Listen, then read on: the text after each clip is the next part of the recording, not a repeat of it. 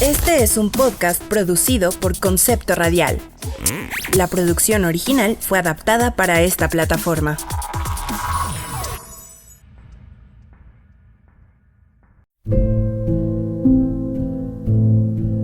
Doctor, ¿cuánto tiempo me queda? Híjole, apenitas te salvaste. Pero ya llegaron los de Shot de Salud. Bienvenidos a Shot de Salud, donde recetamos la dosis correcta. Shot de Salud. La medicina desde una perspectiva simple y sencilla. Pásale al consultorio. Shot de Salud, más allá del paracetamol.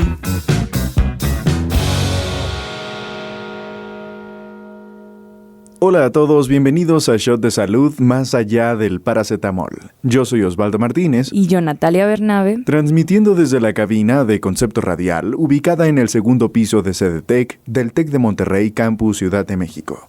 Recuerden seguirnos en todas nuestras redes sociales, Instagram, Twitter y Facebook, como @Concepto Radial y @Shot de Salud, donde pueden ponerse en contacto con nosotros para dejarnos comentarios, dudas, sugerencias y hasta quejas. Y bueno, si han estado pendientes de todas nuestras redes sociales, nuestro Twitter por ahí, ya tendrán pistas de lo que vamos a estar hablando el día de hoy. Y pues vamos a comenzar. Dice la frase que febrero loco y marzo otro poco, por lo que decidimos que uno de los primeros episodios tenía que ser una de nuestras secciones favoritas del programa, que es Enigma Médico. Para los que tienen un poco de escucharnos, este capítulo tiene una dinámica un poquito diferente, en el que tanto ustedes como Osvaldo van a escuchar por primera vez un caso clínico que resulta curioso dentro de la comunidad médica, y tendrán la experiencia de escuchar en directo las reacciones de nuestro locutor mientras intentamos desentrañar juntos el misterio. Entonces, ¿están listos? Osvaldo, ¿cómo te sientes? ¿Estás emocionado? Sí, emocionado y también expectante a ver de qué se va a tratar este enigma. Espero que te guste. Vamos a comenzar. Este capítulo es todavía más especial porque no es como tal un solo caso, sino que el día de hoy quiero que discutamos acerca de una enfermedad que en la antigüedad e incluso aún en nuestra época era considerada un enigma médico, tanto por su origen como por su desconocido tratamiento. Específicamente, quiero empezar por ahí, ya que por la presentación de esta patología siempre han existido muchos mitos que incluso rozan en lo místico, y pues resulta de mucho interés que hablemos un poco de lo que hay detrás de la ciencia de algunos de estos tratamientos. Pero a ver, no nos adelantemos, vamos a comenzar con la historia que inspiró este programa. Ok, vamos, adelante. ¿Listo? En un artículo de la BBC World News del 2018, en el que se hablaba acerca de los 7 casos más extraños de la historia de la medicina, se mencionó un tratamiento muy poco convencional que inspiró el tema del programa del día de hoy. En este se leía: los médicos del siglo XIX empleaban una amplia gama de remedios extraños, pero pocos eran tan extraños como el recomendado por el médico alemán Karl Friedrich Cannstatt. El eminente especialista en enfermedades infantiles daba la siguiente receta para tratar las convulsiones infantiles. Si uno sostiene el anca de una paloma contra el ano del niño durante el ataque, el animal muere pronto y el ataque cesa con la misma rapidez. Fue una idea excéntrica y, curiosamente, el doctor Cannstatt no fue el único médico que creía que esto funcionaba. Cuando el director del Hospital Infantil de San Petersburgo, el doctor J.F. Wyss, fue convocado para tratar a un niño que estaba gravemente enfermo una noche de agosto de 1850, después de que tuvo poco éxito con los medicamentos convencionales. Desesperado, pidió a los padres que consiguieran una paloma. Después de que el ave se aplicó en el ano del niño, anotó en un diario médico, jadeó para respirar varias veces, cerró los ojos periódicamente, luego sus pies se contrajeron en un espasmo y finalmente vomitó. El niño se recuperó milagrosamente, aunque no se puede decir lo mismo de la paloma, que después de rechazar su comida murió unas horas después. Wow. Y pues este fue como la historia que inspiró el programa del día de hoy. ¿Cómo ves? ¿Qué opinas de este tratamiento? ¿Alguna vez habías escuchado algo así? No. O sea, pero me queda un poquito de duda porque no entendí del todo. O sea, agarraban este animal y lo ponían a la persona que tenía la crisis, sí, y luego como que el animal absorbía como lo que estaba pasando. Ajá. Y la paloma se moría. Y la paloma se moría. Sí, es que se trataba de una crisis. Sí, okay. La paloma se moría y el niño se recuperaba. O sea, esta era como la creencia, era que como que la paloma lo jalaba. Wow, qué loco. Ajá. Pero está curioso porque lo que metían no era como la paloma completa o algo así, era como la pata, el anca de la paloma, que es como Ajá. la pata de la paloma, era lo que ponían en el niño, y no moría instantáneamente la paloma, sino que como que se quedaba como en shock, se la quitaban, y justo lo que menciona aquí es que después intentaban alimentar a la paloma y la paloma ya no quería comer y moría. Guau, qué loco. Unas horas después, pero no luego. Pero curiosamente los niños se recuperaban y eran niños que al parecer, según las historias, no reaccionaban a los tratamientos como Ajá. farmacológicos que tenían en aquel Ok. entonces. Ok. Lo cual pues era interesante porque pues, las palomas no son tan... No, pues no. no son. Y pues, a pesar de que intentamos investigar cuál era el fundamento detrás de la teoría del doctor acerca de que las palomas podían funcionar como terapia, porque después intentó hacer un libro acerca Ok. de cómo las aves de corral, no solamente las palomas, pero gallinas, pollos y un montón de cosas, tenían propiedades terapéuticas, no solo como para la epilepsia, pero como para otras cosas. Ok. Pero pues el libro está en alemán, entonces no hay traducciones en otros idiomas del libro y no creo que haya llegado mucho, honestamente, porque pues nadie lo tomaba en serio. O sea, lo invitaron a hospitales así, a conferencias en Inglaterra, pero era como más para burlarse de él que de otra cosa. No. Entonces no hay mucha literatura sobre el tema, pero lo que sí existe son muchas evidencias de que esta enfermedad ha sido un misterio en muchas culturas más antiguas. Por ejemplo, existen cráneos del periodo precolombino en los que se han observado agujeros que corresponden a la práctica de la trepanación. No sé si alguna vez habías escuchado esa palabra. No me suena. Que es considerada una de las técnicas quirúrgicas más antiguas de la historia, en la que se hacía un agujero en la frente de una persona viva para curar enfermedades que se creía se originaban en el cerebro, Guau. como la epilepsia, las cefaleas, incluso algunas cosas psiquiátricas. Ajá. Entonces lo que se hacía era que se hacía un hoyo, como si fuera con un taladro, así un hoyo en el medio de la frente de una persona. Ok. Y lo que se encontró después fueron estos cráneos que nadie sabía por qué, por alguna razón todas Tenían esos tenían un agujeros, hoyo ¿no? en el centro.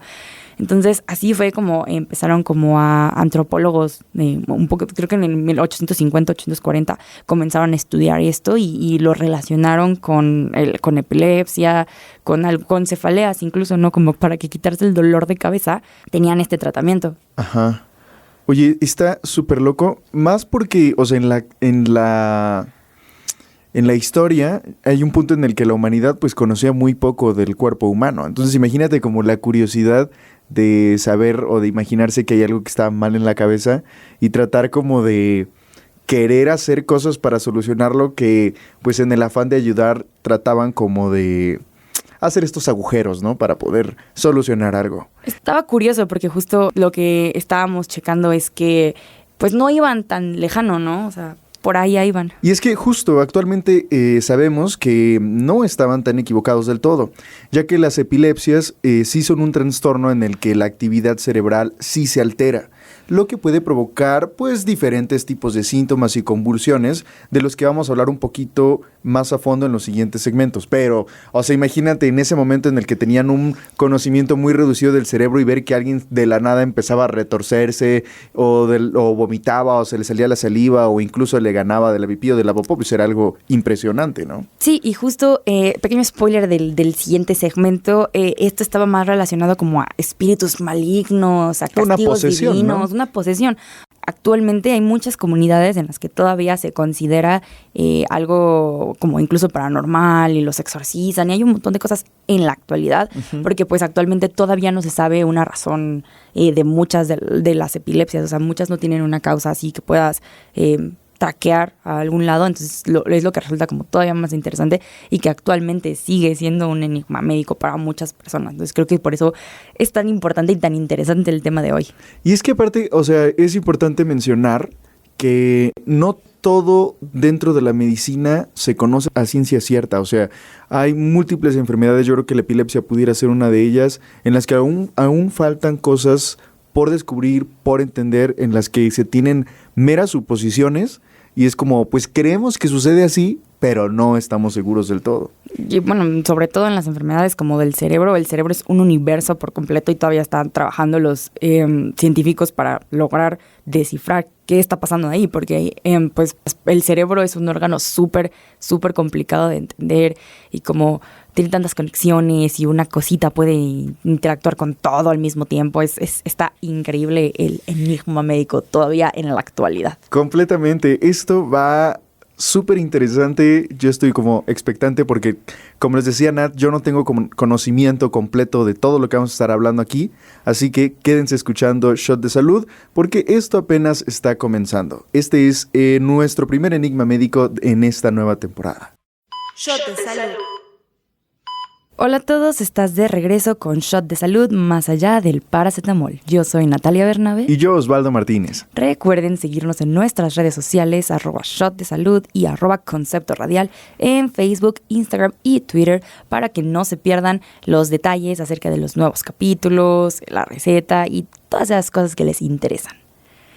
El día de hoy estamos de vuelta con este episodio especial en el que estamos platicando acerca de los mitos que existen en diferentes culturas antiguas acerca de la epilepsia. En el segmento anterior estábamos hablando acerca de esta terapia como un poco extraña que usaba un doctor alemán y mencionábamos un poco acerca de una práctica que se realizaba de este lado del mundo en Latinoamérica, ya que pues aquí tenían sus propias creencias y tratamientos. No sé si tú alguna vez habías escuchado acerca de algo que se hacía acá en Latinoamérica.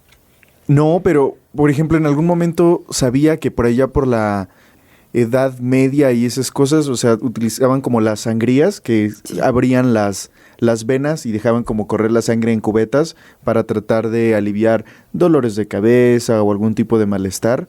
O a veces cortaban así de que radicalmente un miembro del cuerpo, la pierna o la mano, porque era como, si te duele, hay que cortarla. Hay que quitarlo.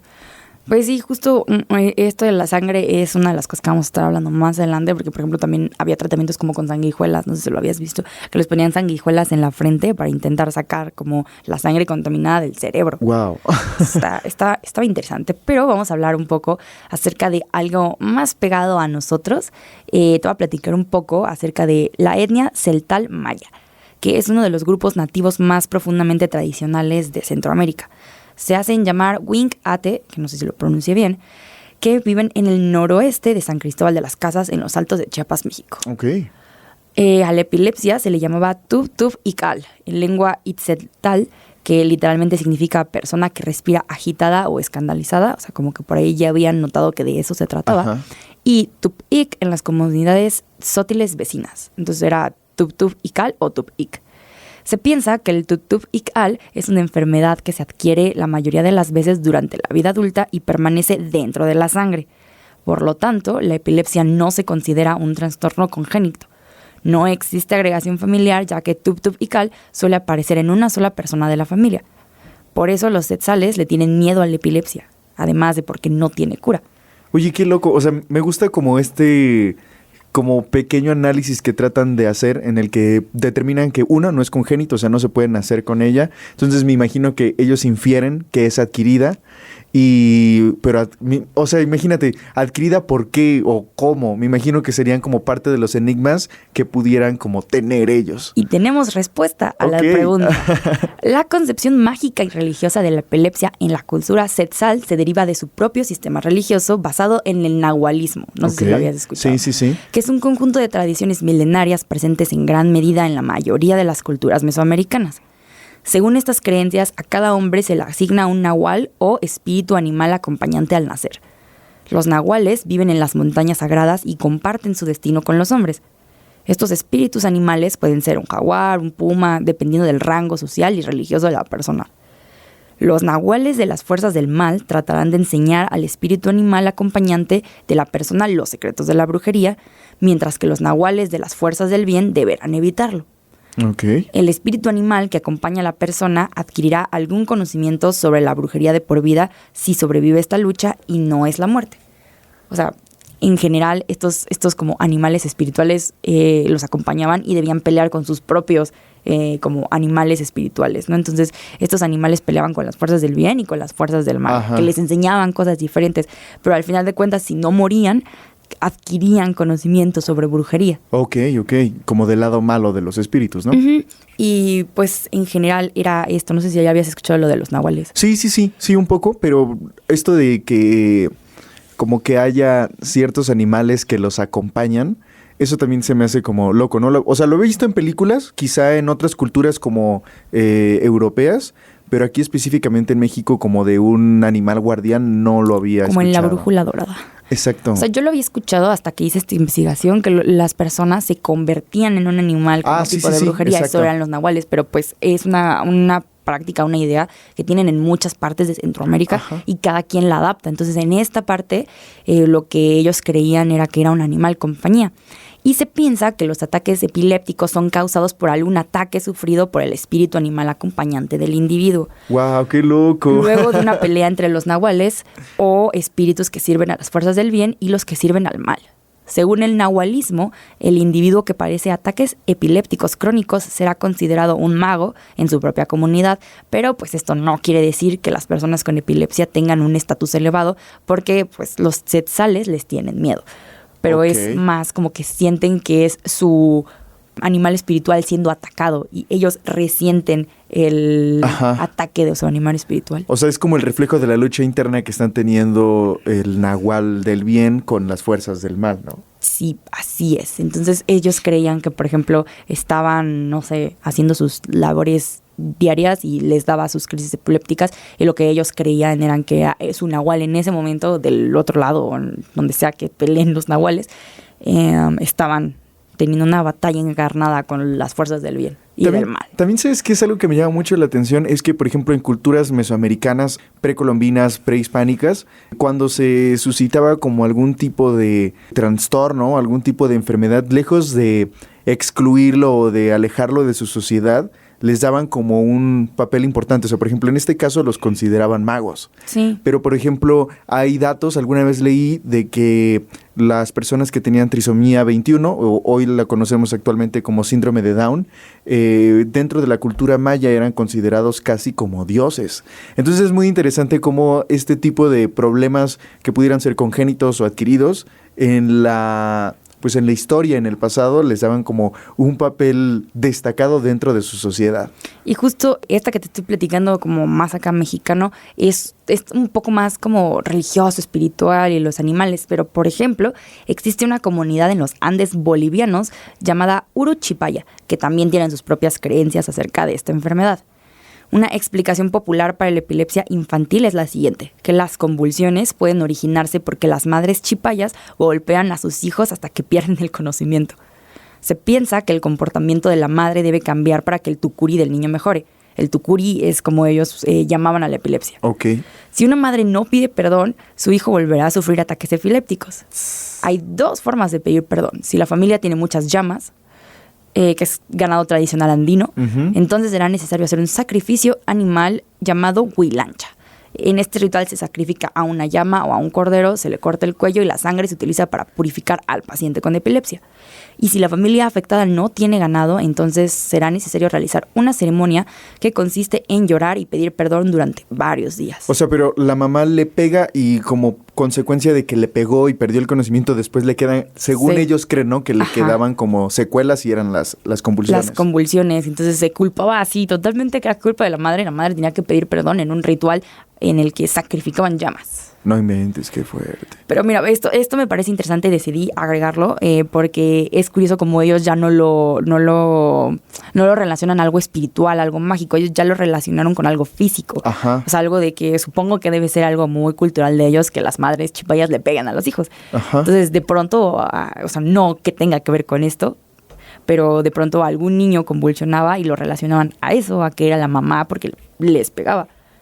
Que no pudieron estar alejados de la realidad, porque un golpe, un traumatismo en el cerebro, en la cabeza sí te puede provocar una convulsión. Entonces, igual ellos iban por ahí, justo existen otras terapias naturales y mágicas que ellos tienen para tratar el tucuri, que se trata comiendo una hormiga alada llamada curupancho, que es un insecto que aparece en los días de lluvia. Entonces, lo que estaba leyendo es que esta hormiga tiene propiedades como, de cierta manera, psicodélicas. Okay. Entonces, creo que más bien no era un que curara la epilepsia, era como un relajante del sistema nervioso, era una cosa muy interesante. Ajá. Pero aquí, por ejemplo, en esta ya tenían un tratamiento un poco más, igual, orientado al cerebro y a las conmociones y esto. Entonces, aquí en esta comunidad boliviana ya tenían un poco de idea de cómo podría estar funcionando. Sí, se alejaban un poco de lo místico, ¿no? Sí, y es interesante porque casi no se mencionan este tipo de cosas, y acá de este lado pues también teníamos nuestra idea de cómo funcionaba la medicina.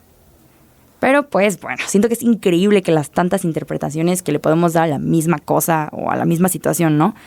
Pero pues vámonos a una pausa y volvemos con más, porque en el siguiente segmento hablaremos sobre lo que se sabe de la epilepsia y las convulsiones ya por un lado más médico. Shot de salud.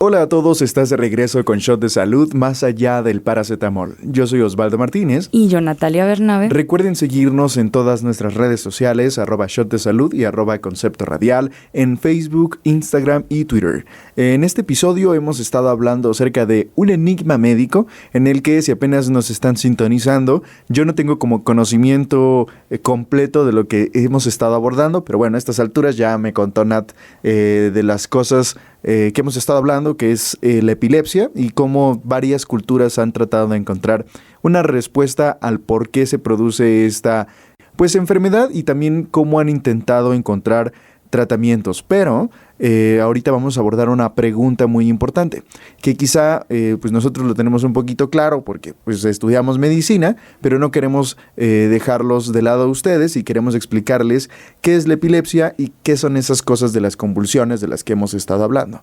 Bueno, ahora sí, hablando seriamente, nuestro cerebro está formado por miles de millones de minúsculas células cerebrales que se comunican entre sí intercambiando sustancias químicas. La llamada epilepsia es un trastorno del sistema nervioso central en el que la actividad cerebral normal se altera, lo que provoca convulsiones o periodos de comportamiento y sensaciones poco usuales. Y a veces podemos perder la conciencia, como si nos desmayáramos. Del mismo modo, en todo el mundo, unos 50 millones de personas padecen epilepsia, lo que la convierte en un trastorno neurológico un poco común. Contrario a lo que se pensaba en la antigüedad, la epilepsia no es producto de una posesión demoníaca o de algún espíritu maligno. La realidad es mucho menos emocionante que eso. En general, las convulsiones se deben a descargas eléctricas excesivas que pueden producirse en diferentes partes de nuestro cerebro. Las convulsiones pueden ir desde episodios muy breves de ausencia, de esas veces en las que a lo mejor las personas se quedan como viendo al vacío y se desconectan de su alrededor, de su ambiente, o pueden ser descargas eléctricas muy fuertes que pueden generar contracciones musculares o incluso convulsiones prolongadas y muy graves.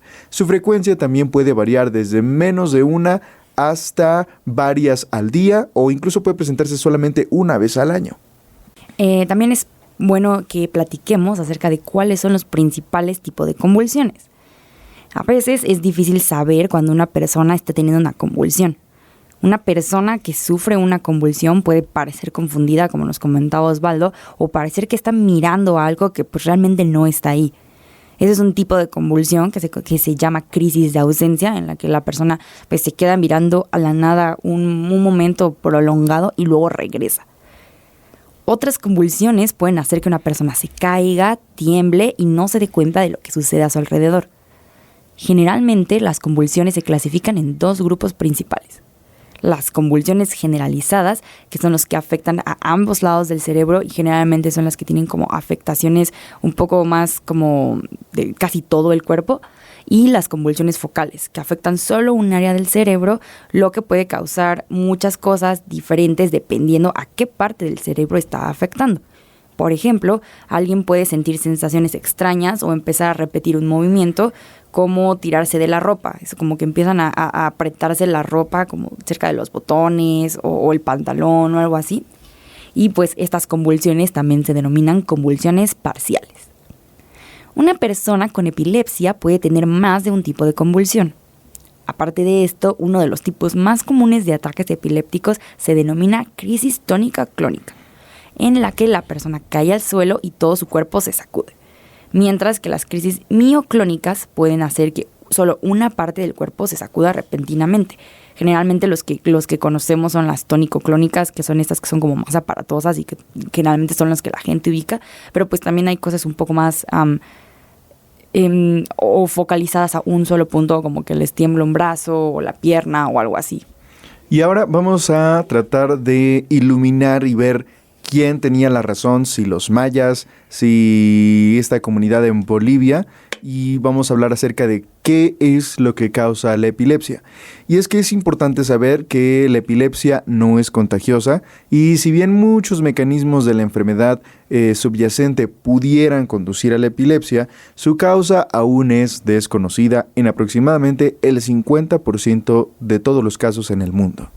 La causa de la epilepsia se pudieran dividir en categorías, las cuales son problemas estructurales, cuestiones genéticas, enfermedades infecciosas, problemas metabólicos, algunas cuestiones que se relacionan con el sistema inmunológico y la otra parte que aún se desconoce, ¿no? Entre ellas cabe señalar que hay eventos particulares que pueden aumentar la posibilidad de desarrollar esta condición, como accidentes cerebrovasculares, quizá un tumor cerebral, alguna infección cerebral por parásitos, la ocurrencia de algún traumatismo craneoencefálico, es decir, un golpe muy fuerte en la cabeza, la pérdida de oxígeno al cerebro, algunos trastornos genéticos, algunas enfermedades que afectan nuestro ADN y otras enfermedades neurológicas como pudiera ser la enfermedad de Alzheimer. Entonces, actualmente tenemos como algunas causas que se han identificado que producen estas crisis epilépticas. Como ya dijimos, pudieran ser problemas como en el diseño estructural de nuestro cerebro, algún problema genético, pero, o sea, sí, claramente del todo, al menos en el 50% de las personas que lo padecen, no sabemos por qué ocurre. Y es interesante porque, por ejemplo, la parte genética, que una persona tenga un gen que puede desarrollar epilepsia no significa que les va a dar epilepsia. Vamos a comentar un poco más adelante, pero las personas que tienen, que saben que tienen gen o genética familiares o algo así, que tuvieron epilepsia, tienen que tener cuidado con su estilo de vida. Porque si cuidamos nuestro estilo de vida, pudiera ser, se cree, que no lleguen a presentarse estas crisis. Pero es curioso porque hay personas que sin un solo factor de riesgo, que sin un solo factor genético, ni un traumatismo, nada, de la nada presentan convulsiones. Y también vamos a hablar un poco de esto más adelante, pero el que te dé una convulsión una vez en la vida no significa que tienes epilepsia. Porque hay causas, por ejemplo, en los niños, cuando les sube la temperatura, les puede provocar una convulsión, mas no significa que tienen epilepsia. Exacto, y también yo creo que ese punto que tocas es importante, Nat, porque pudiera parecer muy común que todas las mamás se espantan de que los niños lleguen al límite de los 40 grados cuando tienen fiebre, pero ahora se sabe que no necesariamente todos los niños que crucen la línea de los 40 grados cuando tienen un episodio febril van a convulsionar, ¿no? Sí, claro, es un mito y justo es esto. Posiblemente estos niños que al llegar al límite convulsionaron era porque tenían alguno de estos factores de riesgo, alguna parte genética, pero pues todo esto es un posible porque aún sigue siendo un enigma médico. Y es que, justo como comentábamos en el segmento anterior, el cerebro sigue siendo un misterio hoy en día. O sea, sabemos demasiado los avances neurológicos que conocemos, la tecnología que nos rodea, nos ha ayudado a entenderlo, pero es tan complicado que todavía se está buscando descubrir. O sea, yo creo que tenemos más idea de cómo funciona, eso sí, pero estas cuestiones como de enfermedades todavía siguen siendo pues un enigma médico completo. Y pues bueno, vámonos al último corte del episodio de hoy, en donde les tenemos preparada la receta del enigma médico y vamos a hablar un poco sobre los tratamientos actuales y que ahora tenemos evidencia de que sí funcionan. Shot de salud. Hola a todos, están de regreso con Shot de Salud más allá del paracetamol. Yo soy Natalia Bernabe. Y yo, Osvaldo Martínez. Recuerden seguirnos en nuestras redes sociales, @Shot de Salud y @Concepto Radial en Facebook, Instagram y Twitter. En este episodio les hemos estado platicando acerca de pues mitos que existían en culturas antiguas acerca de la epilepsia, sobre estos hallazgos tan interesantes, por ejemplo, en los cráneos. Hemos hablado de un montón de cosas acerca de la epilepsia antigua y también ya les platicamos como datos ya científicos y reales de qué es la epilepsia y cómo se causa, pero pues es momento de que les platiquemos ya acerca pues de los tratamientos y lo que les platicaba hace un momento de si me ocurre alguna vez una convulsión, ¿esto significa que ya tengo epilepsia? Pues mira, Nat, en realidad no. Para considerar un diagnóstico de epilepsia se requieren diversos elementos, los cuales se analizan en conjunto de manera general para poder establecer que efectivamente una persona tiene epilepsia. Debe presentar al menos 2 episodios de convulsión, recordando que tanto las convulsiones como la epilepsia son un espectro bastante amplio. Solamente por mencionar un ejemplo, de acuerdo con la Guía Clínica de Epilepsia que emitió el gobierno mexicano, existen 3 categorías de crisis epilépticas que consideran las crisis parciales, focales o localizadas, que afectan una pequeña zona del cerebro. Las generalizadas afectan a todo el cerebro, las no clasificadas en las que no, y las addendum, que se presentan solo en circunstancias especiales. Entonces, lo que mencionamos hace rato, convulsión no es siempre sinónimo de epilepsia. Hay un montón de casos, un montón de tipos de crisis de epilepsia. Creo que podríamos hacer ya un capítulo completo, o sea, solo hablar de epilepsia, así ya científico, todo. Pero no acabaríamos. O sea, hay un montón de cosas, datos, clasificaciones, porque es algo que actualmente se siguen poniendo de acuerdo de las clasificaciones, de todo. Entonces, pues nada más que se queden con el dato que convulsión no siempre es igual a epilepsia. Pero a ver, ya ahora sí, hay un tratamiento para la epilepsia, no solo medicina, sino que también estilos de vida saludable. Pues si bien no existe una cura como tal para la epilepsia, actualmente ya existen fármacos que pueden ayudar a disminuir y en algunos casos hasta desaparecer cierto tipo de convulsiones. Muchos de los niños con epilepsia que ya no presentan síntomas puede que con el tiempo puedan llegar hasta suspender los medicamentos y llevar una vida sin nunca volver a tener una convulsión. Muchos adultos también pueden suspender los medicamentos después de 2 años o más sin tener convulsiones. O sea, realmente se sabe que está funcionando bastante bien los tratamientos. E incluso en algunos casos en los que los medicamentos no están teniendo el efecto esperado, se puede considerar la opción de un tratamiento quirúrgico, en el que el cirujano puede extraer la parte del cerebro que genera las convulsiones. Y a pesar de que suena como una de las terapias antiguas de las que hablábamos al principio, la trepanación, esta práctica, aunque sí un poco riesgosa, es segura y la persona no tendría mayor problema después del procedimiento. O sea, es un procedimiento quirúrgico ya bien hecho y no le hacemos un hoyo así gigante en la frente, ¿no? Ok. También existen cirugías un poco menos agresivas en las que se dirige un pequeño láser a la zona afectada para de alguna manera quemarlo e impedir que conduzca esta señal que genera las convulsiones. Es como cortar un cable. Se cree que es un problema en la conducción eléctrica. Porque tienen que saber todas las personas que nuestro cerebro funciona también con impulsos eléctricos. Claro, entonces la teoría es que hay un impulso ahí malo que hace que no funciona del todo bien, que hace que se transmita una señal que da esto, ¿no? Los movimientos del cuerpo, los espasmos, el vómito. Como un choque eléctrico, ¿no? Claro, entonces se cree que con un láser y como quemándolo, cauterizándolo se dice también, pues ya no pasa ese impulso por ahí y pues se arregla y es algo que no afectaría a otras zonas de tu cerebro ni nada, es algo bastante inocuo, por así decirlo. Acerca del estilo de vida, también existen recomendaciones que se pueden hacer para disminuir las crisis y en algunos casos incluso evitar que sucedan, que era lo que les estaba platicando hace rato. Entre ellas incluye disminuir la ingesta del alcohol, ya que es algo que puede como propiciar a que se generen estas crisis. Y también la alimentación es una cosa muy importante, ya que debe ser rica y equilibrada.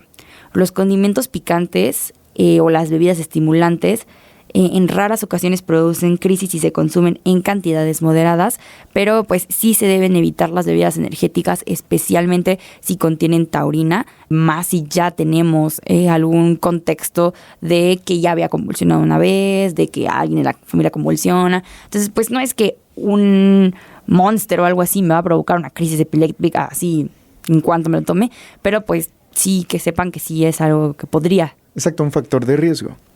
Para algo tenerse a considerar, porque como ya lo mencionábamos, hay gente que podría tomar 3 Monsters diarios toda su vida y nunca le va a pasar nada, y hay personas que tienen predisposición que en cuanto lo prueben, pues puede que sí. Bueno, no le va a pasar nada aparentemente. Aparentemente, sí, porque luego podemos hablar más de esto, pero pues las bebidas energéticas sí son un problema actualmente. Un tema completo para platicarlo después. También cualquier tipo de epilepsia es sensible a una falta de horas de sueño, sobre todo si es prolongada en el tiempo. Toda persona con epilepsia debe mantener un ritmo de vigilia-sueño adecuado, es decir, dormir de 7 a 9 horas diarias según la edad y con un horario regular. Existen epilepsias en las que las crisis se producen casi exclusivamente o durante el sueño o al despertar. Entonces, en general, ya tuvimos un episodio hablándoles de esto, pero dormir es muy, muy importante, sobre todo para una persona que o ya tiene epilepsia o tiene factores de riesgo para tener epilepsia. Completamente. Y es que en estos episodios de sueño, que bueno, no sé si ustedes sepan, pero nuestro sueño tienen como diferentes etapas en las que nuestro cuerpo entra en reposo y también se relaciona como con actividad neuronal del cerebro específica. Entonces, hablando acerca de pacientes que ya tienen un diagnóstico epiléptico, estas cuestiones de no descansar bien pudieran afectar como estos problemas eléctricos que ellos tienen, ¿no? Pero también en nosotros, las personas que estamos aparentemente sanas, puede generar problemas el no dormir bien, que de hecho hemos hablado de eso ya en episodios en temporadas pasadas, y es súper interesante, ¿no? Ver cómo el descansar, el tener hábitos saludables, no solamente te ayudan a estar sano, también te pueden ayudar a prevenir todo tipo de enfermedades. Sí, bueno, aquí es como todavía más obvio, como si nosotros como personas aparentemente sanas necesitamos comer sano, no consumir. También mencionaban que a pesar de que no hay evidencia así como tan grande para creer que el cigarro también es un trigger para las crisis convulsivas o epilépticas, sí se recomienda dejar de fumar porque en ciertas personas se tiene la teoría de que sí podría ser algo también fundamental para las crisis. Entonces, pero ya saben, en general para todos, alimentación, dejar hábitos no saludables como cigarro, alcohol, bebidas energéticas, drogas sobre todo. Pues ya saben, intenten vivir una vida lo más saludable posible, tengan o no tengan epilepsia. Excelente, Nat. Creo que ha sido un episodio sumamente interesante desde como la aproximación que hicimos a los tratamientos que a lo largo de los años se han tratado de descubrir para aliviar a las personas, desde introducir en la pata de una paloma, en el ano de un niño, hasta hacer agujeros en la frente para tratar de solucionar los problemas cerebrales, o comer quizá una hormiga para poder solucionar estos problemas epilépticos. Creo que es una cuestión súper interesante de la cual pues todavía no se tienen respuestas claras y certeras, porque recordemos que no todo en la medicina está descubierto completamente. Así que si están de acuerdo, vamos a esta sección de cierre, la famosísima receta. Y en este primer punto queremos que ustedes recuerden que la epilepsia es un trastorno del sistema nervioso central en el que la actividad cerebral normal se encuentra alterada, lo que nos va a provocar convulsiones, algo así como si hubiera una falla eléctrica y se produciera unos electrochoques dentro de nuestra función cerebral que ocasiona este tipo de convulsiones. Si bien no existe una cura como tal para la epilepsia, actualmente ya existen fármacos, tratamientos e incluso cirugías que no implican hacerte un hoyo en la cabeza, o bueno, sí, pero más chiquito, que pueden ayudar a disminuir y en algunos casos hasta desaparecer las convulsiones. Por lo que, y aquí está el último punto y que espero que se lleven a casa, que las personas con epilepsia o convulsiones pues pueden vivir una vida normal, hacer sus actividades como todos y no tienen ni una posesión demoníaca, ni algo del mal dentro de ellos, solo tienen un pequeño trastorno neurológico que pues no los incapacita de hacer absolutamente nada. Completamente, y aunque sientan que tienen una lucha de nahuales en el interior, pues en realidad no es así. Se trata de un problema eléctrico dentro de nuestro cerebro, del cual se tiene que seguir investigando para tener respuestas más certeras.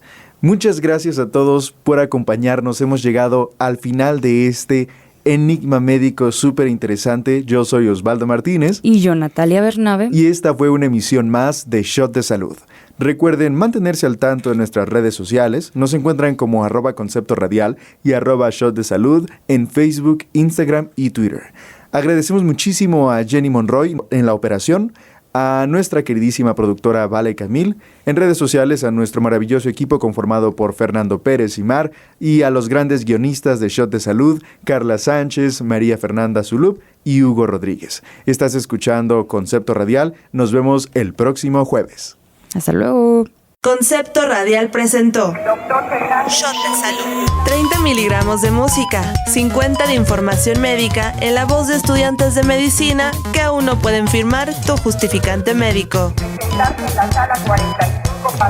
Shot de Salud. Tu cita está programada cada jueves a la 1 de la tarde por conceptoradial.com. Shot de Salud. Más allá del paracetamol. Esta fue una producción de Concepto Radial. Derechos reservados del Tecnológico de Monterrey.